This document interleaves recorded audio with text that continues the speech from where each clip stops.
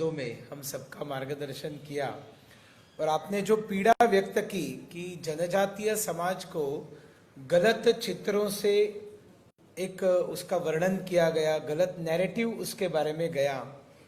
मैं तो कहूँगा इसके लिए जो शेर है वो कत्ल भी करते हैं तो चर्चा नहीं होती, हम आह भी भरते हैं तो हो जाते हैं बदनाम।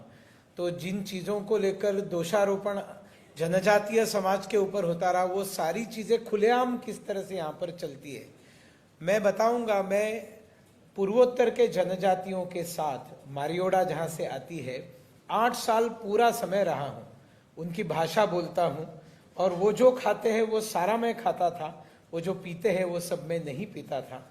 लेकिन मारियोडा हंस रही है तो लेकिन मैंने एक अनुभव किया कि जितनी ज्यादा इंसानियत आज सादगी, इंसानियत और ऑनेस्टी, प्रामाणिकता जितनी जिंदा रखी है आपने भारत को, अगर वास्तविक किसी ने भारत को जिंदा रखा है तो हमारे देश के जनजातियों ने, वनवासियों ने जिंदा रखा। एक कहीं भी जाते हैं तो आपको वनवासी क्षेत्र में, जनजातीय पूर्वोत्तर क्षेत्र में, देहात में चाय पिएंगे क्या ये सवाल नहीं पूछते हैं, खाना खाएंगे क्या ये सवाल नहीं पूछते हैं। वो जो जिस समय में वो आपके सामने आ जाएगा आप उसको मना कर सकते हैं, लेकिन पूछेंगे नहीं कोई। आपको किसी भी जनजातीय क्षेत्र में ये स्वागत जो है, अतिथि देवो भव, ये आपको अनुभव में आएगा। और शहरों में अतिथि देवो भव क्या है? बी अवेयर ऑफ डॉग्स, ये हमारा अतिथि देवो भव है। तो वास्तविक में जनजातियों ने संस्कृति को जिंदा रखा है, ईमानदारी को जिंदा रखा है। आज लाखों रुपया किसी के पास आप रख कर जाएंगे और 1-2 साल बाद भी आएंगे तो उस थैली को धूल लगी होगी, वहाँ का आदिवासी उसको छुएगा नहीं, अपने लिए यूज नहीं करेगा। इतनी ईमानदारी आज भी जनजातियों के अंदर है, ये मैं जानता हूँ और मैं आपको बताना भी चाहूँगा इस बात को। और हम लोग इसके बारे में जागृति करें। जो बात बाबूलाल जी ने हमको बताई है, हम सबका कर्तव्य बनता है कि जनजातीय समाज के बारे में जो गलत नैरेटिव समाज में चर्चा में लाए गए हैं उसको धो डालने की बात हमारी बातों से हमने करना चाहिए। और हमने जनजातीय समाज में जाना चाहिए, पहाड़ों के अंदर जाना चाहिए, वनों के अंदर जाना चाहिए। वन बंधु परिषद ऐसे कई कार्यक्रमों का आयोजन भी करती है।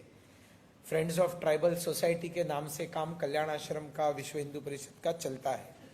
मैं एक बात आपको बताना चाहूंगा कि जब अटल जी प्रधानमंत्री थे तब सन 2002 में ये जो 2 मुर्मू ब्रदर्स हैं, इनके ऊपर सीदो मुर्मू और कानो मुर्मू का पोस्टल स्टैंप जारी किया था। नरेंद्र अपने देश के जब प्रधानमंत्री अटल बिहारी वाजपेयी जी थे तब ये हूल दिवस जिनके लिए हम मना रहे हैं, वो मुर्मू ब्रदर्स, जो बड़े भाई सिद्धू मुर्मू, वो एकमात्र शादीशुदा थे और बाकी की शादी भी नहीं हुई थी।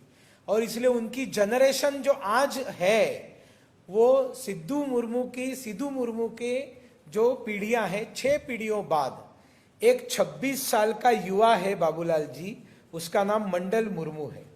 और आज मैंने उससे फोन पर बात की और मैंने उसको कहा कि मैं तो तुमको कार्यक्रम में बुलाना चाह रहा था, मैंने व्यक्ति को भेजा था यहाँ बुलाकर आप सबके सामने मैं खड़ा करूं।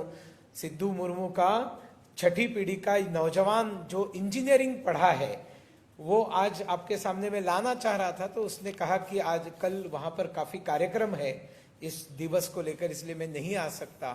बाद में मुझे पता चला कि अभी अभी उसका इंजीनियरिंग पूरा हुआ है, 26 साल का युवा है, नौकरी की तलाश में है। अभी की झारखंड सरकार से मुझे कोई अपेक्षा नहीं है या गुंजाइश नहीं है, लेकिन फिर एक बार आपकी सरकार बनेगी बाबूलाल जी और मैं आशा करता हूं कि मंडल मुर्मू वहां पर जो है सरकारी नौकरी में आएगा। तब तक माय होम इंडिया मंडल मुर्मू के रोजगार की व्यवस्था करेगी, ये आज मैं आप सबको बताता हूं।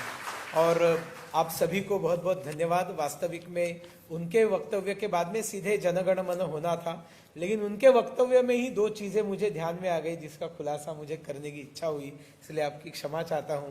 सभी लोग राष्ट्रगान के लिए खड़े रहेंगे और सभी सामूहिक स्वरों में जनगण मन कहेंगे।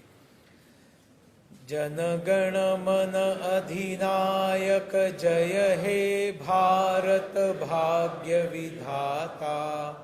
पंजाब सिंध गुजरात मराठा द्राविड़ उत्कल बंग, विंध्य हिमाचल यमुना गंगा उच्छल जलधि तरंग। तव शुभ नामे जागे, तव शुभ आशीष मागे, गाहे तव जय गाथा। जनगण मंगलदायक जय हे भारत भाग्य विधाता। जय हे